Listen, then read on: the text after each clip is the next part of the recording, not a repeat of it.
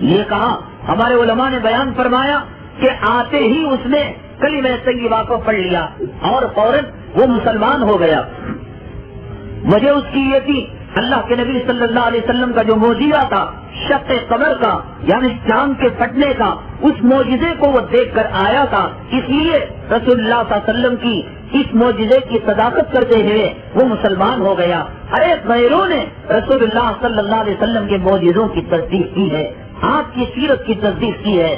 چاند نے آپ کی بات کو مانا ہے, زمین نے فلک نے آپ کی باتوں کو مانا ہے. میں اور آپ کی باتوں کو کہہ لیں تو ہم نے کون سا تیر مار دیا اور ہم نے کون سا کمال کر دیا.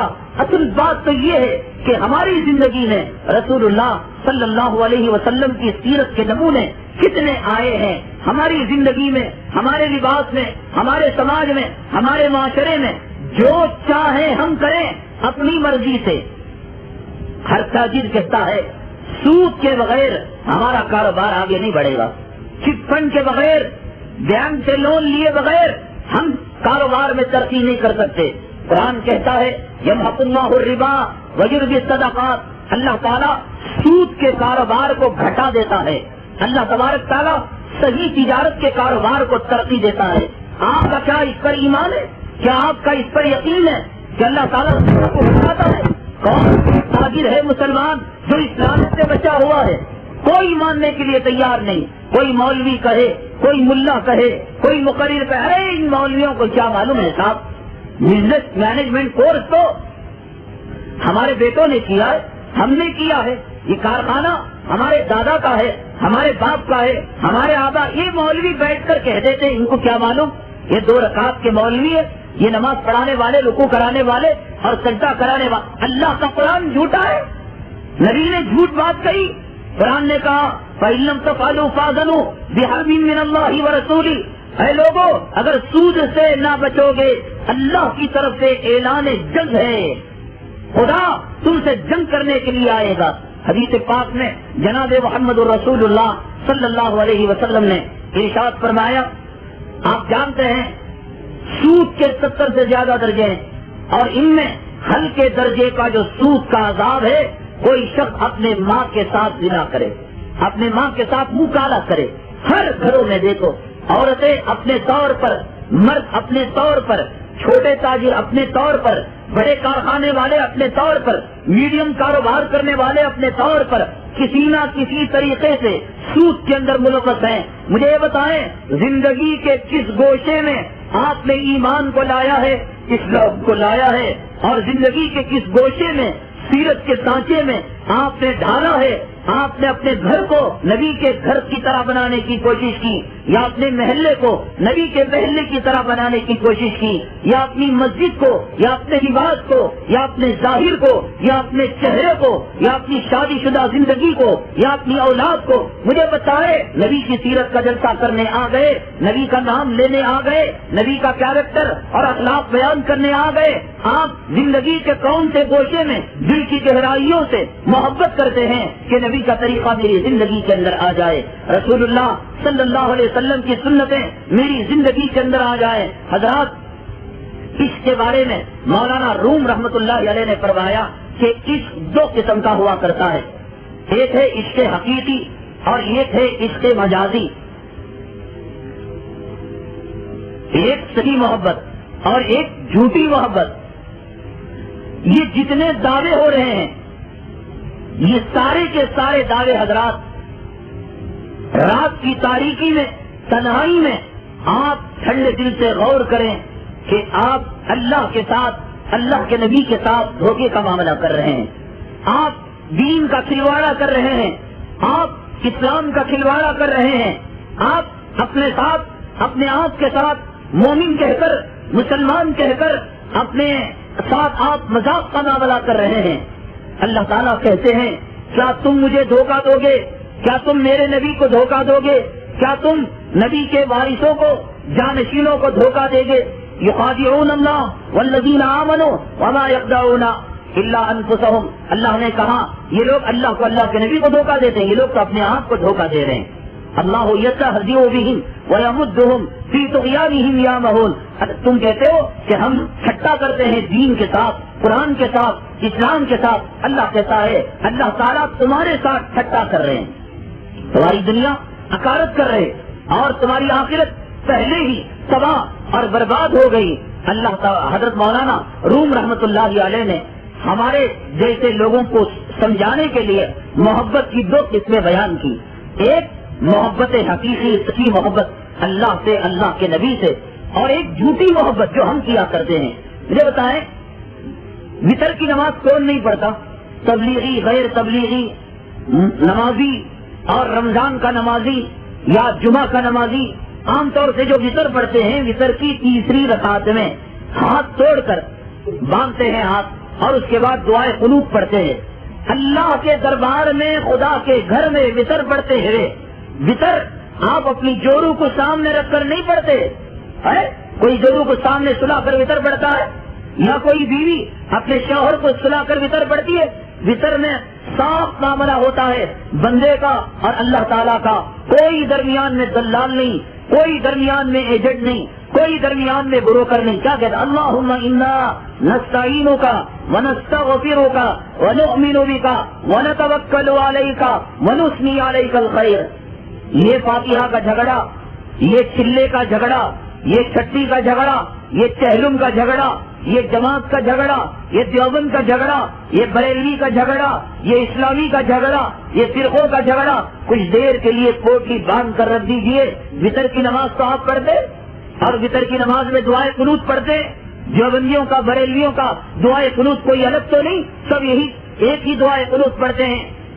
اللہم، اللہ کو خطاب کر کر بندہ کہتا ہے انا نستعینک ونستغفرک، تجھ سے مدد مانگتے ہیں، تجھ سے ہم مغفرت کو طلب کرتے ہیں. ونؤمن بک، تجھ پر یقین کرتے ہیں، مال پر نہیں، دولت پر نہیں، کاروبار پر نہیں، سود اور رشوت پر نہیں، اور سیٹوں پر نہیں، مارواڑیوں پر نہیں. ونؤمن بک ونتوکل علیک ونثنی علیک الخیر، پروردگار ہم تیری خیر بیان کرتے ہیں. ونحمدک، پھر اس کے بعد آگے کہتے ہیں کہ ہم جو ہے ونرجو رحمتک ونخشی عذابک، پھر کہتے اے پروردگار ہم تیری رحمت کے امیدوار ہیں، ہم تیرے سے ڈرتے ہیں، تیرے عذاب سے ڈرتے ہیں، اور ہم ایسی چیزوں کو چھوڑتے ہیں جو چیزیں تجھے ناراض کرنے والے ہوں.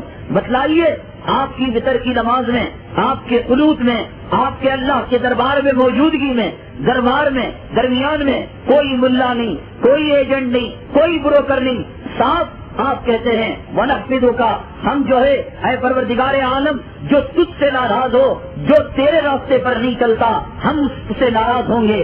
آپ بتلائیے ایک پرکٹی بیوی سے محبت کرتے نہیں کرتے، ایک بے نمازی سے محبت کرتے نہیں کرتے، ایک داڑھی مڈے سے محبت کرتے نہیں کرتے. خدا کے دربار میں وعدہ کیا تھا تیرا نافرمان ہم اس سے محبت نہیں کرتے، تیرا دشمن میرا دشمن. لا تتخذوا عدوی وعدوکم اولیاء لا يتخذ المؤمنون الکافرین اولیاء من دون المؤمنین، کہ کافر اور مومن ایک نہیں ہو سکتے، نبی کا دوست نبی کا دشمن ایک نہیں ہو سکتے.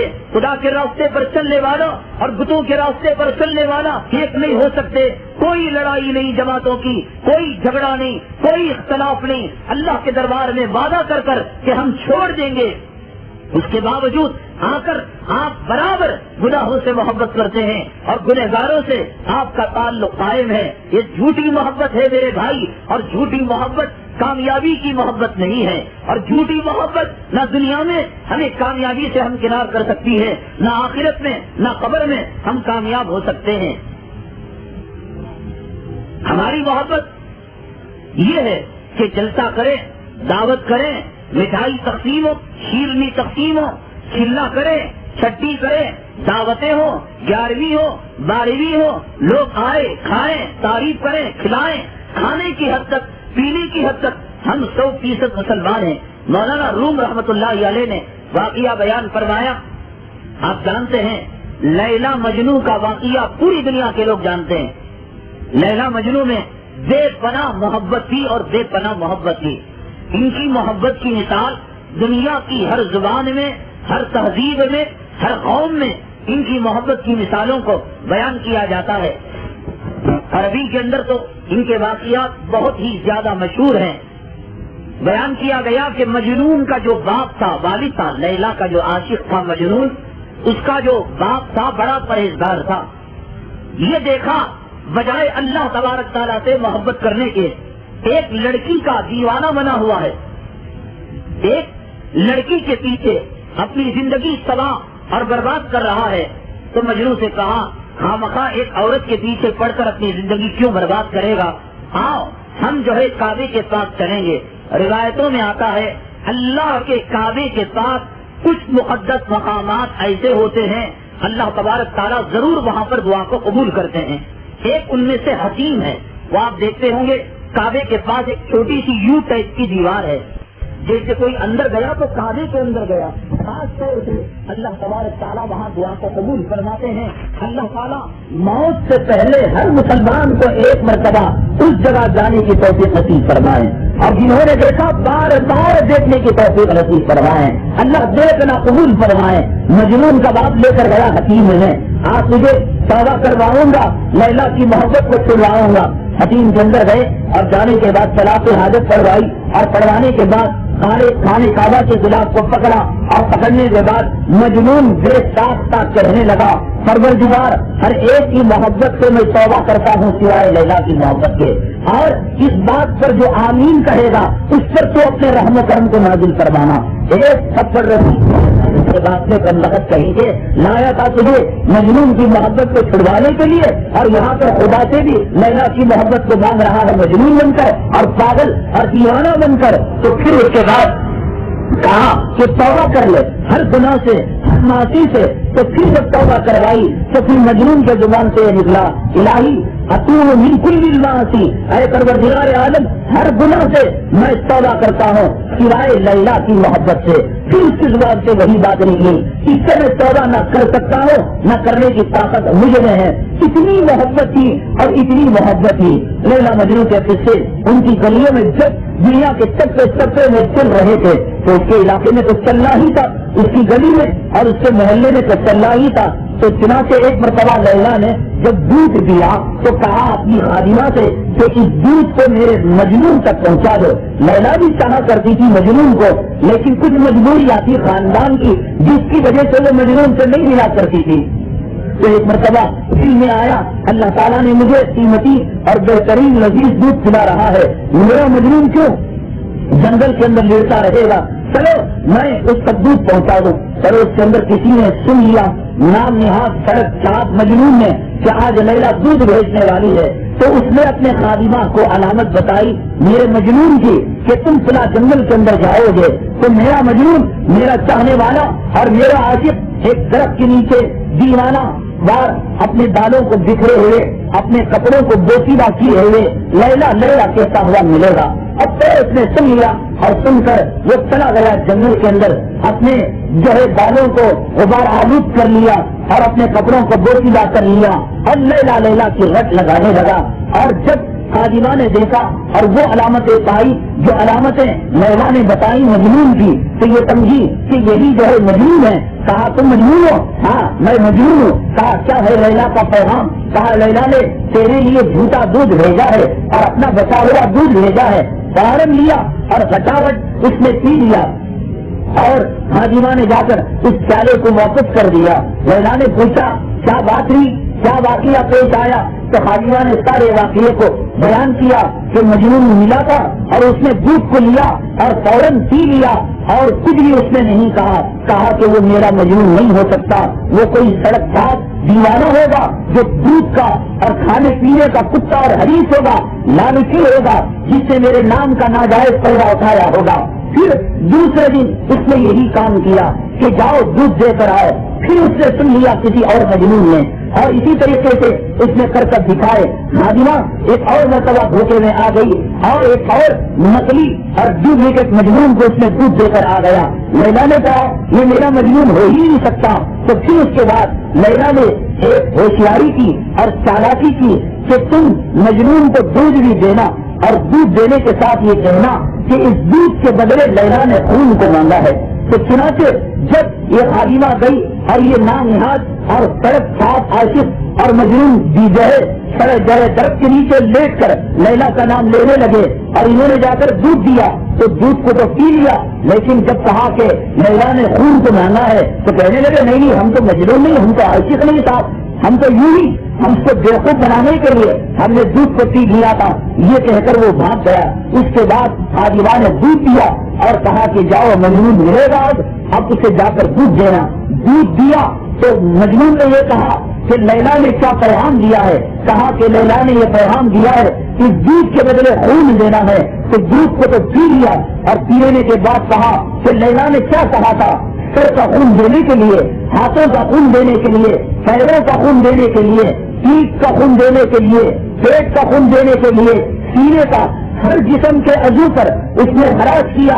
شاید ممکن ہو کہ مجنون کا یہ خون لیلا کو پسند آ جائے، ہر جسم کے حصے سے خون کو نکالا، شاید لیلا کو یہ خون پسند آ جائے۔ حضرات اسی طریقے سے آپ دیکھ لیں دنیا میں آقا کے عاشقوں کے دو قسم کے حصے ہیں، ایک وہ ہیں جو آقا کے طریقوں پر مر مٹنے والے ہیں، جان دینے والے ہیں، رات کی نیندیں قربان کرنے والے ہیں، مال قربان کرنے والے ہیں، جان قربان کرنے والے ہیں، کاروبار قربان کرنے والے ہیں، اور ایک آقا کے نام پر سڑک صاف مجنون کی طرح دودھ پینے والے ہیں، جاروی کھانے والے ہیں، چلا کھانے والے ہیں، چھٹی کھانے والے ہیں۔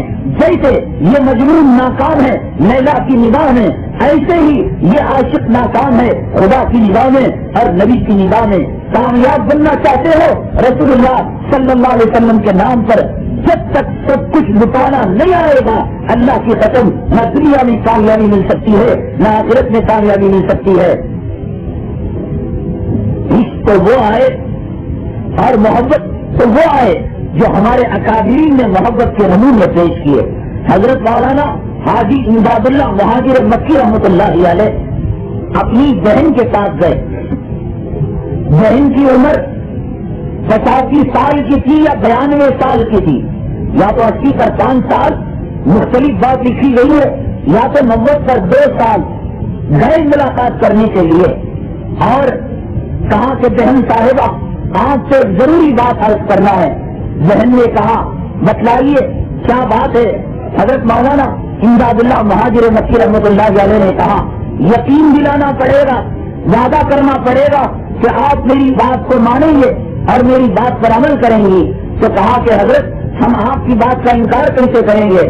آنکھوں میں آنسو آ گئے، اپنے امامے کو اپنی بہن کے قدموں پر رکھ دیا، اپنے توتی کو اپنے بہن کے قدموں پر رکھ دیا، اپنے ہاتھ سے اپنے بہن کے قدموں کو چھونے لگے، فرمایا اللہ کا واسطہ، اللہ کے نبی کا واسطہ میری لاج رکھ لینا، قیامت کے دن ایک چھوٹی سی فریاد لے کر آیا ہوں۔ کیا فریاد ہوگی کوئی بھائی اپنے بہن کے لیے کے سامنے کیا فریاد لا سکتا ہے اور کون سی بات منوانے کے لیے آ سکتا ہے 85 سال یا 92 سال کی عمر میں۔ بہن نے پوچھا کیا بات ہے، تو حضرت نے فرمایا بات یہ ہے اللہ کے نبی صلی اللہ علیہ وسلم نے فرمایا کہ تم بیوہ عورتوں کا نکاح کرو، اس میں بہت زیادہ ثواب ہے، بیوہ عورتوں کا نکاح کرو۔ بہن تو جانتی ہے نبی کی سنتوں کو چن کر میں نے زندگی میں عمل کیا، ایک سنت تجھ ہی سے پوری ہو سکتی ہے، تجھ ہی سے توقع ہے۔ ہاں اللہ کی قسم میں جانتا ہوں کہ 85 یا 92 سال کی عمر میں شادی کی تجھے کوئی ضرورت نہیں، لیکن اللہ کے نبی کے سامنے میدان محشر میں سینے کو بلند کر کے جاؤں گا کہ محمد تیری اس سنت کو بھی میں نے مکمل کر دیا ہے۔ تو آپ نے مجبور کیا اور رشتہ جوڑا اور جوڑنے کے بعد بہن کا نکاح کر کے اس سنت کو بھی پورا کر دیا۔ حضرت مولانا شبلی نعمانی رحمۃ اللہ علیہ کون آپ کے نام کو نہیں جانتا اور آپ کے اسم گرامی کو نہیں جانتا۔ حضرات آج ہم نام لیوا مسلمان ہیں، ہم ظاہر کے مسلمان ہیں، ہم ووٹنگ لسٹ کے مسلمان ہیں۔ یہ تو وہ اللہ والے تھے جن کا باطن بھی مسلمان تھا، جن کا ظاہر بھی مسلمان تھا، جن کے خلوت میں بھی مسلمان تھے، جن کے جلوت میں بھی مسلمان تھے، انفرادی بھی مسلمان تھے، اجتماعی طور پر بھی مسلمان تھے۔ آج ہماری حالت اس سے الگ ہے۔ شبلی نعمانی رحمۃ اللہ علیہ ان کا واقعہ ایمان لانے کا اور اسلام لانے کا، بادشاہ کو ٹکرانے کا اور بزرگی کو سینے سے لگانے کا ایک لمبا ہے، میں اسے نہیں بیان کروں گا۔ وضو فرما رہے تھے اور بڑھاپے کا زمانہ ہے، ضعیفی آ چکی ہے، آنکھوں کی بینائی جواب دے چکی ہے، جسم کی طاقت اور قوت جواب دے چکی ہے۔ پورے وضو کرنے کے بعد بے چینی طاری ہو گئی، اپنے شاگردوں سے کہا اور اپنے مریدوں سے کہا نہیں، مجھے اطمینان نہیں ہو رہا ہے۔ مسلمان نبی کی سنت پر جب تک عمل نہیں کرتا اسے اطمینان نہیں ہوتا۔ میرے بھائی، تجھے داڑھی مڈا کر کیسے اطمینان ہو رہا ہے؟ عورتوں کو رنڈی فاحشہ کی طرح بازاروں میں بھیج کر آخر تجھے اطمینان کیسے ہو رہا ہے؟ گھر میں رنڈیوں کا ناچ نچوا کر گانے بجا کر آخر تجھے اطمینان کیسے ہو رہا ہے؟ تو نے محمد صلی اللہ علیہ وسلم کا امتی ہونے کا کیا حق ادا کیا؟ رسول اللہ صلی اللہ علیہ وسلم کی غلامی کا تو نے کیا حق ادا کیا؟ آخر تو بتا کہ مسلمانیت کس کا نام ہے؟ اسلام کس کا نام ہے؟ آقا کی غلامی آخر کس کو کہتے ہیں؟ پیران پیر کا دامن پکڑنا کس کو کہتے ہیں؟ اولیاء اللہ کا دامن پکڑنا کس کو کہتے ہیں؟ الیکشن میں 150 میں کیا آپ نوجوانوں کو بکتے ہوئے نہیں دیکھا؟ کیا آپ رنڈی خانوں میں قسمتوں کو 100-150 میں بکتے ہوئے نہیں دیکھا؟ کیا تاجروں کو اپنے ایمان کا سودا 50 میں بکتے ہوئے نہیں دیکھا؟ ایمان کیا ہے؟ اسلام کیا ہے؟ مولانا شبلی نعمانی رحمت اللہ علیہ وضو کیا، شاگردوں سے فرمانے لگے چین نہیں آ رہا ہے، اطمینان نہیں ہو رہا ہے، سکون نہیں ہو رہا ہے۔ حضرت نے فرمایا، شاگردوں نے کہا حضرت آپ نے وضو تو مکمل کیا تھا، اس میں کوئی بات نہیں۔ اس کے بعد شروع سے ہی آپ دلایا گیا، حضرت آپ نے ہاتھ دھویا، آپ نے کلی کیا، آپ نے ناک میں پانی ڈالا، کرتے ہوئے جب بات آئی کہ خلال رہ گیا تھا، فرمانے لگے حالانکہ خلال کرنا انگلیوں میں انگلیاں ڈالنا کوئی ضروری نہیں، کوئی فرض نہیں، کوئی سنت نہیں، کوئی واجب نہیں، مستحب ہے۔ لیکن حضرت نے فرمایا یہ مستحب بھی اگر میری زندگی میں چھوٹ جائے گا، میدان محشر میں آقا کے سامنے کون سی صورت لے کر جاؤں گا؟ شبلی تو یہ کہے وضو میں مستحب چھوٹے، آقا کو شکل دکھانے کا لائق نہ بنوں گا۔ تیری زندگی سے فرضوں کے جنازے نکل گئے، اسلام کا جنازہ نکل گیا، 1,24,000 پیغمبروں کی سنت تیرے چہرے سے نکل گئی، تیری عورتوں سے عائشہ صدیقہ فاطمہ زہرا کا عصمت اور آبرو کا برقع نکل گیا اور عصمت کی چادر نکل گئی۔ آخر تجھ میں کیا ہمت آ گئی؟ کون سا منہ لے کر جائے گا نبی کے سامنے؟ ارے اگر دنیا میں ایسی بات ہوتی کہ سیاست دان کی سیاسی کتوں کا قبرستان الگ ہوتا، اگر تو سیاسی پجاری ہے تو تیری موت کے بعد سیاست دانوں کے قبرستانوں میں تجھے دفن کر دیا جاتا۔ اگر فلم میں کام کرنے والے ہجڑوں اور کتوں کا قبرستان اور مکان الگ ہے تو اگر تو فلموں کے چاہنے والا ہے اور ان کے نقش قدم پر چلنے والا ہے تو موت کے بعد تجھے ان کے مکان میں دفن کر دیا جاتا۔ اگر دنیا کے اندر قارون کے نقش قدم پر چلنے والے دولت کے پجاریوں اور دولت کے حریص لالچی کتوں کا قبرستان الگ ہوتا، مجھے بتاؤ میسور میں کوئی الگ قبرستان ہے کہ یہ لالچیوں کا قبرستان ہے اور یہ فلموں والوں کا قبرستان ہے، یہ سیاسی کتوں کا قبرستان ہے؟ جاؤ قبرستان کے اندر دیکھو، ایک ہی قبرستان ہے، داڑھی مڑے بھی اسی میں لیتے ہیں، داڑھی والے بھی اسی میں ہیں، نمازی اسی میں ہیں، بے نمازی اسی میں ہیں، چھوٹے اسی میں ہیں، بڑے اسی میں ہیں، پردہ دار خواتین اسی میں گئے ہیں، بے پردہ رنڈیوں کی طرح چلنے والے اسی میں گئے ہیں، کڑا مارنے والا، ترازو مارنے والا، دھوکہ دینے والا تاجر اسی میں گیا ہے، اور ایمانداری سے کاروبار کرنے والا وہ بھی اسی میں گیا ہے۔ قبرستان الگ ہوتا، ایک امید ہوتی چلو اس قبرستان کے اندر دفن کر دیا جاتا۔ کیا کیا جائے؟ قرآن نے کہا اِنَّ إِلَيْنَا إِيَابَهُمْ ثُمَّ إِنَّ عَلَيْنَا حِسَابَهُمْ، آخر لوٹ کر ہماری طرف آنا ہے۔ کتنا بھاگو گے؟ کہاں جاؤ گے؟ کون بنا دے گا؟ فرعون بنا دے گا، شداد بنا دے گا، ہارون کون تمہیں بنا دے گا؟ اِنَّ إِلَيْنَا إِيَابَهُمْ ثُمَّ إِنَّ عَلَيْنَا حِسَابَهُمْ۔ اپنی زندگی مختصر ہے، اپنے پچھلوں کو آپ نے دیکھا، مالداروں کو دیکھا، سیٹوں کو دیکھا، سیاستدانوں کو دیکھا، امیروں کو دیکھا، کتنی زندگی انہوں نے گزاری اور آخر کہاں گئے؟ حضرت سیدنا نوح علیہ السلام 950 برس تک زندگی گزارے، دعوت و تبلیغ کی الگ سے جو زندگی گزارے اس کا ذکر قرآن نے نہیں کیا۔ 950 برس تو وہ جو دعوت و تبلیغ تھی، اس کے علاوہ اور زندہ رہے۔ تو آپ کو کسی نے خواب میں دیکھا، پوچھا اے نوح آپ نے زندگی کو کیسے پایا؟ حضرت نوح علیہ السلام نے کہا ایک چھوٹا سا کمرہ ہے جس کے 2 دروازے ہیں، ایک آنے کا اور ایک جانے کا۔ آنے کے دروازے سے آیا اور جانے کے دروازے سے چلا گیا۔ 60 سال کی زندگی 70 साल की जिंदगी, उसमें बीपी और उसमें हार्ट अटैक, उसमें ब्रेन ट्यूमर, उसमें कैंसर और उसमें शुगर और उसमें फला बीमारी, उसमें बीवी का सताना, उसमें औलाद का सकवाना, उसमें मुकदमों का फंसना और उसमें पड़ोसी की लड़ाई, उसमें महल्ले वालों का झगड़ा। अरे आखिर किस बात पर तो गुरूर कर रहा है, किस बात पर तो नाज कर रहा है। या अय्युहल इंसान मा गर्रका बिरब्बिकल करीम, ऐ इंसान तुझे रब करीम से किस चीज ने धोखे में रख रखा है। इन्न बत्शा रब्बिका लशदीद, तेरे परवरदिगार की पकड़ बहुत सख्त है। मेरे भाई कहने सुनते बहुत जमाना बीत गया, सुनते कहते हमने आधी से ज्यादा जिंदगियां गुजार ली। कसम खाओ और तौबा करो, आगे जिंदगी जनाबे मोहम्मद रसूलुल्लाह सल्लल्लाहु अलैहि वसल्लम के बताए हुए तरीके पर अमल करेंगे। दुनिया में आज आप देख रहे हैं यहूदी कुत्ते, ईसाई कुत्ते मुसलमानों के साथ, इस्लामी कंट्रीज के साथ और मुस्लिम कंट्रीज के साथ क्या सलूक कर रहे हैं, इन औरतों के साथ क्या बर्तावा कर रहे हैं। गुजरात में क्या हुआ, मीरठ में क्या हुआ, मलियाना में क्या हुआ, इस कर्नाटक की सरजमीन के अंदर इन गैरों ने हमारे साथ क्या किया। अब और क्या चाहते हैं आप? क्या ये चाहते हैं माँ की आबरू आपके सामने लुट जाए? क्या ये चाहते हैं बहनों की इस्मत का सौदा आपके आंखों के सामने हो जाए? क्या आप ये चाहते हैं आप और हमारी बेगमात को ये ईसाई कुत्ते अपने नुक्खों का हमल इन जो है इनके पेटों में करार पाए? किस हद तक तबाही पर ले जाना चाहते हैं, बर्बादी पर लेना जाना चाहते हैं। छोड़ दो मसलिहत की पूजा, छोड़ दो दुनिया की पूजा, छोड़ दो दौलत की पूजा। अंजाम को आंखों से देख चुके हो, नतीजे को भुगत चुके हो।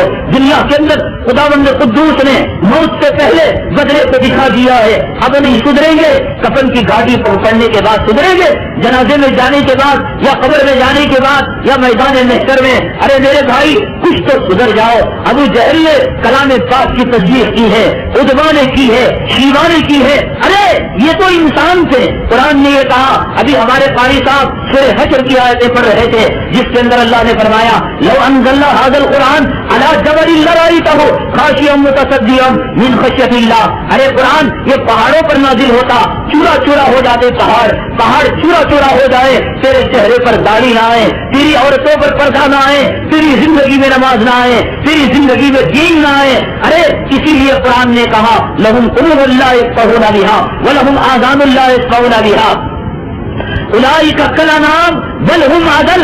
अगर बात समझता नहीं कुरान की, बात समझता नहीं नबी की, बात समझता नहीं दीन की, तो फिर कुरान ने कह दिया कि ये चौपाए हैं, 4 पैरों वाले जानवर हैं। नहीं, ये तो अपने मालिकों की बात माना करते हैं। बल हुम अदल, ये तो कुत्तों और सूअरों से बचकर जिंदगी गुजारने वाले हैं। आज के जलसे के बाद कल सुबह में नूरदार होने वाला सूरज तेरे लिए पैगाम लाता है। या तो इंसान बनकर, मोहम्मद का गुलाम बनकर, पीराने पीर का दामन पकड़ने वाला बनकर, एक सच्चा मुसलमान बनकर जिंदगी गुजार। एक या नहीं, नबी के दामन को छोड़कर कुत्ते और सूअर से बदतर जिंदगी गुजार। और वो सलूक तेरे घरों में किया जाएगा, तेरे महलों में किया जाएगा, जो आज इराक की जेलों में किया जा रहा है, जो गुजरात के अंदर वाकया दोहराया गया। क्या तू ये चाहता है ये वाकया दोबारा हमारे घरों में, हमारे महलों में दोबारा दोहराया जाए? हरगिज नहीं मेरे भाई। जिंदा ज़मीर रखता है, हया रखता है, शर्म रखता है और ईमान का कुछ तरह तेरे दिल में रोशन है। अल्लाह के लिए कसम खा ले कि अगली जिंदगी जो गुजारेगा आका के बताए हुए तरीके पर गुजारेगा, नबी के बताए हुए तरीके पर गुजारेगा। अल्लाह तबारक तआला हमारे कहने को कबूल फरमाए, अल्लाह ताला हमारे सुनने को कबूल फरमाए, अल्लाह ताला हमारे कोताहियों को माफ फरमाए। अल्लाह तबारक तआला जनाबे मोहम्मद रसूलुल्लाह सल्लल्लाहु अलैहि वसल्लम का सच्चा पक्का आशिक बनाए, ईमान पर साबित कदम फरमाए और ईमान पर खातिमा फरमाए।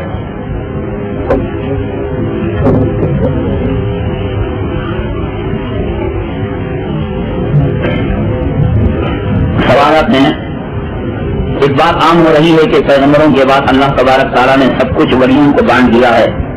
अब हमें सब कुछ वलियों से मांगना है, रोशनी डालें। अल्लाह तबारक ताला ने रसूलुल्लाह सल्लल्लाहु अलैहि वसल्लम के जानशीन को बनाया है, हज़रात औलिया किराम को। उनसे जो मांगना है, दीन मांगना है, नमाज मांगना है और दीन का तरीका मांगना है। उनसे नहीं मांगना कि औलाद नहीं हो रही है तो औलाद को मांगे, ये नहीं मांगना है कि लड़कियां हो रही हैं लड़के को मांगे, ये नहीं मांगना है कि कारोबार में तरक्की नहीं हो रही है कारोबार में तरक्की को मांगे। ये शिर्क है। अल्लाह के अलावा اللہ کے غیر سے مدد مانگنا. میں نے آپ کے سامنے دعائے قنوت کا حصہ رکھا.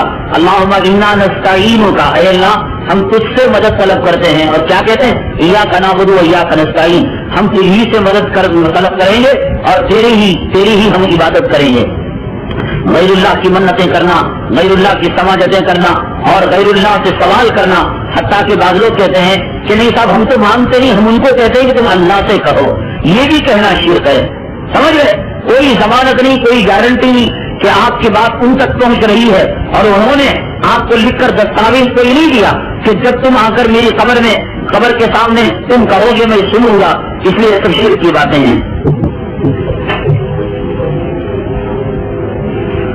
ٹی وی میں بہت سارے چینل دین کی باتیں بتائی جاتی ہیں. فی الحال کی ٹی وی اور کیوں ٹی وی میں ان کو لوگ بڑی اہمیت سے دیکھتے ہیں. کیا دیکھ کر عمل کیا جا سکتا ہے؟ میں ایک بات بتاؤں آپ کو، شروع سے لے کر آج تک ایمان کی جو ترویج ہوئی ہے، تبلیغ ہوئی ہے، ایمان کی ترویج اور تبلیغ اللہ کے بتائے ہوئے طریقے پر ہوئی ہے. اور جناب محمد رسول اللہ صلی اللہ علیہ وسلم نے جو دائرہ کار مقرر فرمایا اسی دائرے میں اصول میں رہتے ہوئی ہے. کبھی خیر کو شر کے ذریعے سے کام نہیں کیا جا سکتا. خیر کا کام شر کے ذریعے سے نہیں کیا جا سکتا. ایک محلے کے اندر بہت سارے غریب ہیں اور بہت ساری غریب لڑکیاں ہیں جن کی شادی کرنا ہے. تو وہاں کچھ گورنمنٹ آفیسر تھے، انہوں نے کہا ہم رشوت لیں گے. پوچھنے والے نے پوچھا کہ رشوت کیوں لے رہے ہو؟ کہنے لگے ہمارے محلے میں غریب لڑکی آئے، ان کی شادی کرنا ہے. تو آپ مجھے بتائیں اس کا رشوت لینا جائز ہو جائے گا؟ حرام ہے. اس حرام سے وہ کوئی کار خیر میں پیسہ نہیں لگا سکتا. حرام ہے. ایک آدمی فکسڈ ڈپازٹ کر رہا ہے 5 لاکھ روپے، 5 سال کے بعد کتنے ہو جائیں گے؟ 10 لاکھ. اسے پوچھا جا رہا بھائی یہ حرام ہے؟ تو کہہ رہا نہیں صاحب میں اپنی 5 لاکھ لے لوں گا اور 5 لاکھ مدرسے میں مسجد میں لگا دوں گا یا لوگوں کو حج کے لیے بھیجوں گا. حرام ہے. اس لیے کہ خیر کو خیر ہی کے ذریعے سے کیا جانا چاہیے، خیر کو شر کے ذریعے سے نہیں کیا جا سکتا. یہ جانتے ہیں آپ، یہ جو پورن دیوی جو مر گئی، جو ڈاکو سمجھی جاتی ہے، یہ امیروں کا پیسہ لوٹ کر غریبوں کے اندر تقسیم کیا کرتی تھی. اگر کسی خیر کو شر کے ذریعے سے انجام دینا ہے تو پورن دیوی وقت کی رابعہ بطیہ بن جائے گی. تو یہ ٹی وی کے اندر اگر اراد کا معاملہ ہو، دین کی باتوں کا ہو، یہ تصویروں کا آنا، اور اگر کوئی آدمی ٹی وی لیتا ہے تو کیا ضمانت کے صرف یہی چینل دیکھے گا، اس کے علاوہ اور نہیں دیکھے گا؟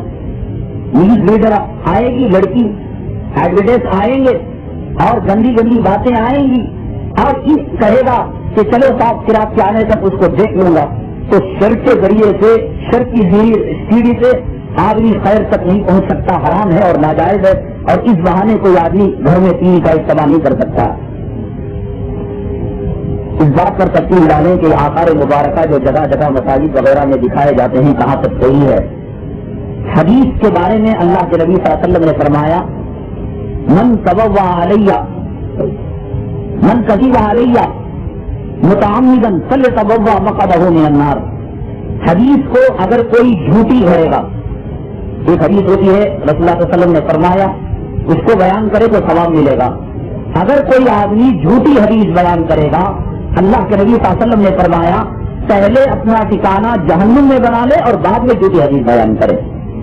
تو علماء نے بیان فرمایا جیسے جھوٹی حدیث کے بیان کرنے پر جہنمی کتا ہوگا، ایسے ہی اگر کوئی آثار مبارکہ کے نام پر نبی کا منہ مبارک نہیں دکھائے گا وہ بھی جہنمی کتا ہو جائے گا. رسول اللہ صلی اللہ علیہ وسلم کی حدیث کے لیے جیسے سند ضروری ہے، اگر آپ کا کوئی رومال ہے، آپ کا کوئی منہ مبارک ہے، آپ کا کوئی عیش مبارک ہے تو اس کے لیے بھی سند ضروری ہے. بس گھروں میں یہ کرتے ہیں قرآن میں سے بال نکلا رسول اللہ صلی اللہ علیہ وسلم کا بال ہے اور وہ جو اپنے گھروں میں، یہ حرام ہے، ناجائز ہے. ایسا کرنا بالکل صحیح مسلمان کے لیے دیوانی. جیسے جھوٹی حدیث کا بیان کرنا حرام اور بیان کرنے والا جہنم کا مستحق، ایسے ہی اگر کوئی منہ مبارک کے بارے میں جس کی سند رسول اللہ صلی اللہ علیہ وسلم تک نہ پہنچتی ہو، اگر وہ کہتا ہے یہ آثار زیارت مبارکہ ہے فلاں ہے، اگر وہ جھوٹ ہو تو وہ بھی جہنم کے اندر جائے گا.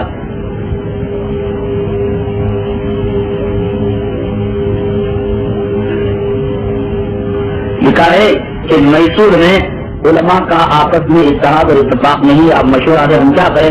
ہم نے بیان کے اندر کہہ دیا کہ علماء ایک ربانی ہوتے ہیں، ایک علماء شیطانی ہوتے ہیں، اور اس کی علامتیں بھی بیان کی کہ علماء ربانی جو ہوتے ہیں نہ قوم سے ڈرتے ہیں، نہ متولی سے ڈرتے ہیں، نہ مالدار سے ڈرتے ہیں، ولا یخافون لومۃ لائم، ملامت کرنے والے کی ملامت کی پرواہ نہیں کرتے.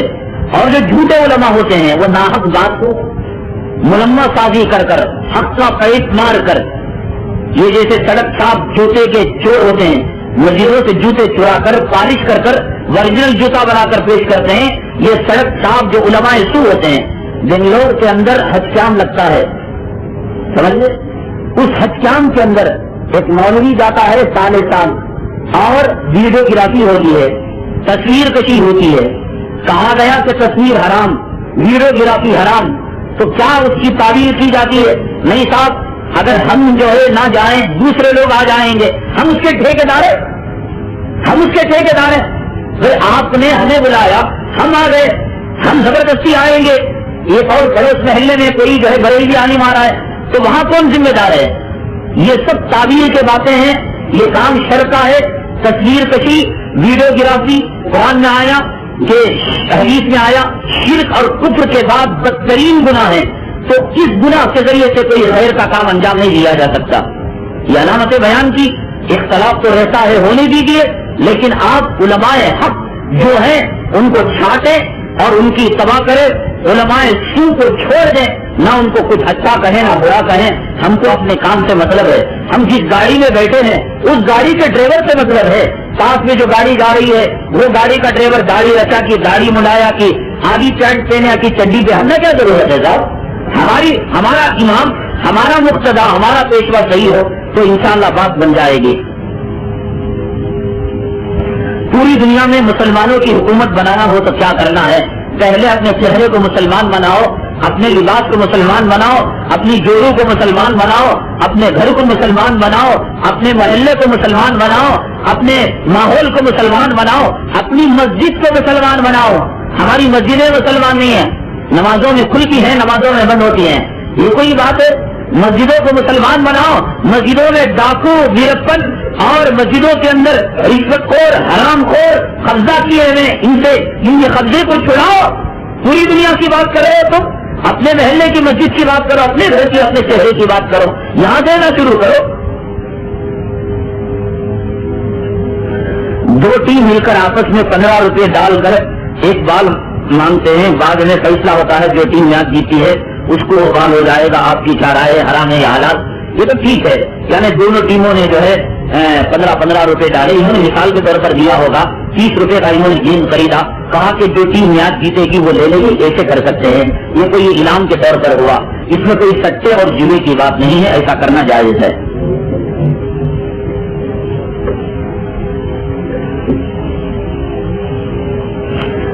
حضرت والا سے درخواست ہے کہ کرناٹک میں وہ کون سا ادارہ ہے جو مصلحت پسند عالموں کو پیدا کر رہا ہے؟ بھوریاں کے فرقے میں کون گیا تھا؟ اب نام لینا کیا؟ بھوریاں کی جماعت میں کون سے مدرسے کے فارغین گئے تھے؟ کون بولتے ہیں فاتحہ جائز وقت دیکھ کر؟ کون بولتے ہیں فاتحہ ناجائز وقت دیکھ کر؟ کون جو ہے چڑھتے سورج کی پوجا کر رہے ہیں؟ صحیح عقل مند کے لیے اشارہ کافی ہے. بعد میں پھر جانا اور کہنا وہ مولوی آیا تھا سیرت کا بیان کرنے کے بجائے کتنا کر رہے ہیں. ہم آپ کی بھلائی کے لیے کر رہے ہیں. ہم آپ کی مسجد میں امامت کرنا ہے، آپ کی مسجد میں خطیب بننا ہے، ہمیں آپ کی مسجد میں مؤذن بننا ہے. اللہ کے بندو، اب ہم نے حدیث بیان کی فنظروا عمن تاخذون حدینکم، دین جس سے لے رہے ہو اس سے دیکھ لو. ہم نے کہا کہیں وہ دین کا جو ہے دین جس سے لے وہ کہیں لٹیرا تو نہ ہو، مصلحت کا پجاری تو نہ ہو.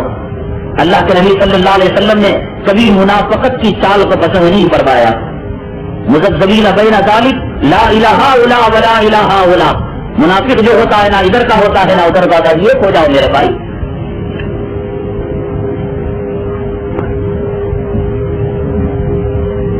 12ویں کا کھانا کھا سکتے ہیں یا نہیں، اور 12ویں خوشی میں منائی جاتی ہے یا غم میں، اس کے بارے میں بتائیے. اس کا باپ برکھوں نے مناتا رہا تو غم نے. اب کیا معلوم ہے نیت کیا کرتا ہے، سمجھ گئے؟ یہ سب جو ہے شریعت کے اندر نہیں ہے. میں آپ کے میسور میں جتنے علماء آئے، مہمان علماء یا میزبان علماء، چیلنج دے کر کہتا ہوں حضرت جیلانی پیر سیدنا شیخ عبد القادر جیلانی رحمۃ اللہ علیہ اگر یہ بات کہی ہو کہ میری موت کے بعد میرے نام کی 11ویں کی جائے یا 12ویں شریف بنائی جائے، میں اسے منہ مانگا انعام دینے کے لیے تیار ہوں۔ میرے بھائی یہ سب دل کو بہلانے والی باتیں ہیں، حلال کماؤ، حرام کماؤ، سود کا کماؤ، جھوٹ کا کماؤ، اور 11ویں کر لو 12ویں کر لو تو سب گناہ معاف کے کیسے ہو سکتا ہے؟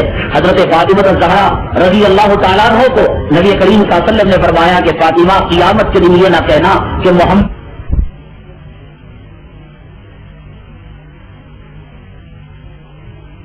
اس سے پہلے کا جو بیان اہل حدیث کے عنوان پر تھا، مگر معراج ربانی کے بارے میں یہاں سے خصوصی لوگوں کا عقیدہ ہے کہ وہ حق پر ہے، کیا حقیقت ہے؟ معراج ربانی حضرت نظام الدین اولیاء کو اور خواجہ اجمیری رحمۃ اللہ علیہ کو اور خواجہ بند نواز کو، کسی کو اس نے ہجڑا کہا ہے، کسی کو اس نے مرتد کہا ہے، کسی کو اس نے لونڈا باز کہا ہے۔ اب اس کے ماننے والے آپ کے شہر کے خصوصی لوگ ہیں، وہ یہ تو مردود لوگ ہیں، ملعون لوگ ہیں۔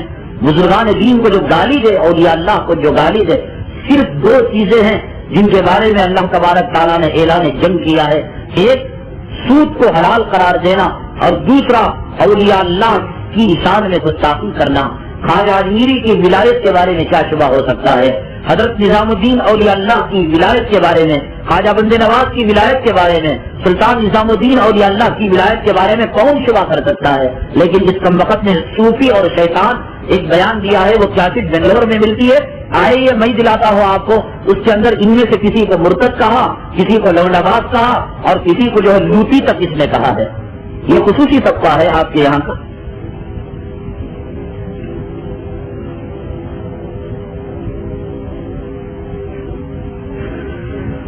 اگر کسی کا گھر جل گیا ہو تو مالک مکان کچھ لڑکوں پر شک ہو گیا ہو اور مالک مکان انہی لڑکوں کو قصوروار ٹھہراتا ہو اور انہی کو تکلیف دیتا ہو، لیکن مالک مکان کے پاس کوئی ثبوت نہیں، برائے کرم اس کے جواب سے ہمیں آگاہ فرمائے۔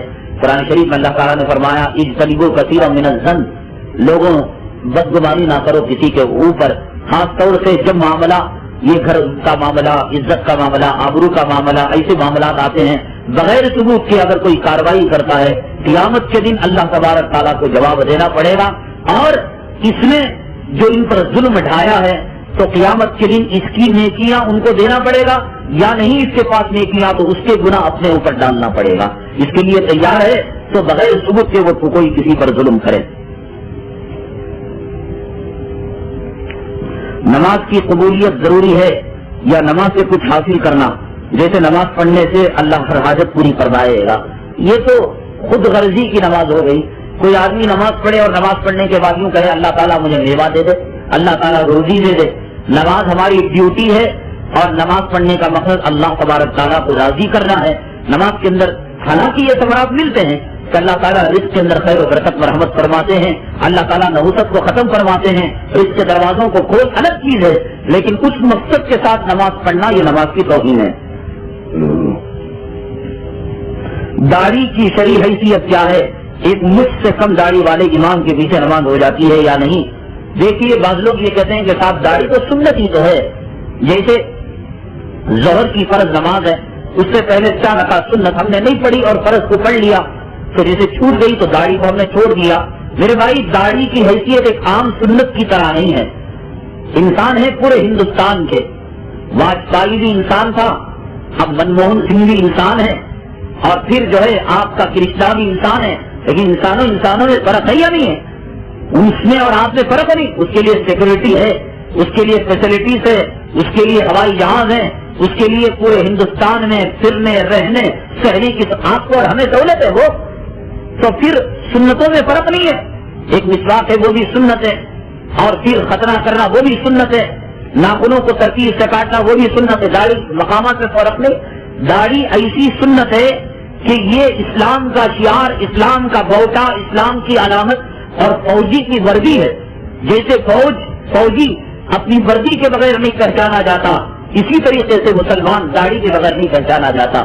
فقہاء نے اپنی کتاب کے اندر مسئلہ لکھا ہے کہ جب اسلام اور کفر کے اندر جہاد چل رہا ہو، سمجھیے مسئلے کو، لڑائی چل رہی ہو، قتال چل رہا ہو، ایک مسلمان داڑھی کے بغیر مسلمانوں کی فوج میں ہو، مسلمانوں نے اسے یہ سمجھ کر کے کافر ہے اس کو قتل کر دیا، اپنے ہتھیار سے اس کو مار دیا، کیونکہ داڑھی نہیں رکھا ہوا تھا، کیس گیا عدالت میں، مقدمے میں اور دارالقضاء میں، اسلامی عدالت میں، تو عدالت یہ فیصلہ کرے گی کہ چونکہ اس کے چہرے پر سنت نہیں تھی، مسلمانوں کی فوج کا اسے کافر سمجھ کر مارنا قتل کرنا جائز تھا.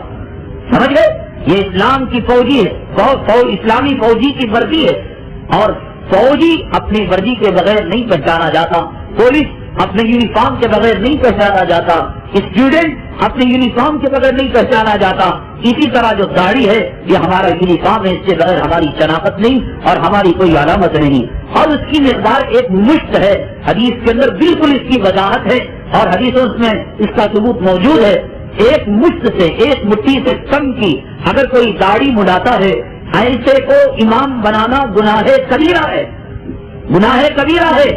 ایسے کو امام بنانا، وہ کمیٹی کا چاپلوس ہو یا ان کا گھروں کا پاخانہ پیشاب صاف کرنے والا کتا ہو یا اس کا جو ہے واچ مین ہو، لیکن آپ اس کے پیچھے نماز نہ پڑھیں.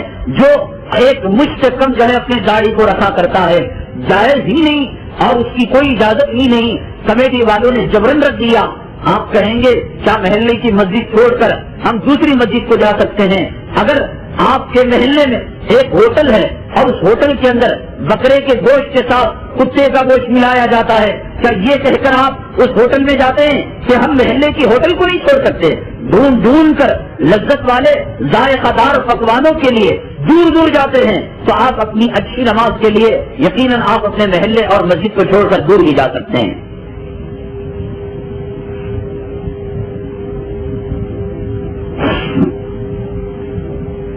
انہوں نے لکھا ہے انسان کسی لڑکی سے محبت کرنا چاہے اس شرط پر کہ وہ اس لڑکی کو دھوکہ نہیں دے گا بلکہ اس سے محبت کر کے اس سے نکاح کرے گا، تو کیا اس لڑکی سے اس طرح محبت کرنا جائز ہے یا نہیں؟ اس مسئلے سے ہمیں آگاہ فرمائیں. ان معاملات کے اندر کوئی ضمانت نہیں ہوتی کہ آپ کی شادی ہو بھی پائے گی یا نہیں ہو پائے گی. مجنون ٹوٹ کر پڑا ہوا تھا، میں نے واقعے میں بیان کیا، اور لیلا بھی دل سے چاہ رہی تھی لیکن لیلا کے ماں باپ ناراض تھے. تو ایسی اس قسم کی کوئی بات آ سکتی ہے اور پھر زنا میں آدمی مبتلا ہو سکتا ہے، فتنے میں آدمی مبتلا ہو سکتا ہے. تو آپ نکاح کے وعدے پر نکاح سے پہلے لڑکی سے محبت کرنا ناجائز ہے. ہاں اگر کسی کو انجانے میں یہ بات ہو گئی ہو تو اس چیز کو پائے تکمیل پہنچانے کے لیے وہ نکاح کرے اور شادی کو جو ہے انجام دے دے، لیکن شادی کے غرض سے شادی سے پہلے نکاح کرنا جو ہے محبت کرنا، اس میں کوئی ضمانت نہیں کہ وہ نکاح کی منزل تک جائے گا. ممکن ہو نکاح ٹوٹ جاتے ہیں محفل کے اندر، نکاح ٹوٹ جاتے ہیں مہینوں میں، نکاح ٹوٹ جاتے ہیں ہفتوں میں، نکاح ٹوٹ جاتے ہیں گھنٹوں میں. ابھی ہمارے پاس ایک واقعہ آیا، بنگلور کے اندر ایک بڑا ٹریول چلانے والا، ایجنسی چلانے والا اپنے بہو کا واقعہ بیان کر رہا تھا. بیوہ سے نکاح کیا، بیوہ عورت تھی، اس سے نکاح کیا. شادی کی پہلی رات سے لے کر اب تک 3 سال بیت گئے، ایک ملاقات بھی نہیں ہونے پائی اور لڑکی خلا لینے پر آمدہ ہو گئی. ہوتے ہوئے جو نکاح ہو چکے وہ نہیں بن پا رہے ہیں. تو نکاح سے پہلے کس بنیاد پر، کس امید پر آپ محبت کریں گے کہ آپ کا نکاح ہو جائے گا؟ اس لیے شریعت میں بالکل اس کی اجازت نہیں ہے.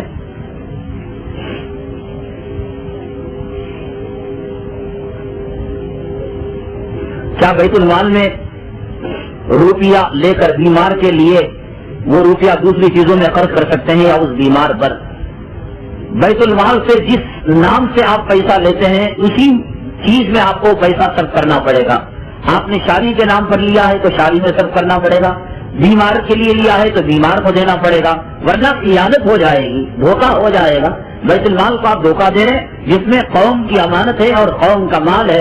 اس طریقے سے کچھ بتا کر کچھ کہہ کر کسی اور چیز میں استعمال کرنا شریعت اس کی اجازت نہیں دیتی.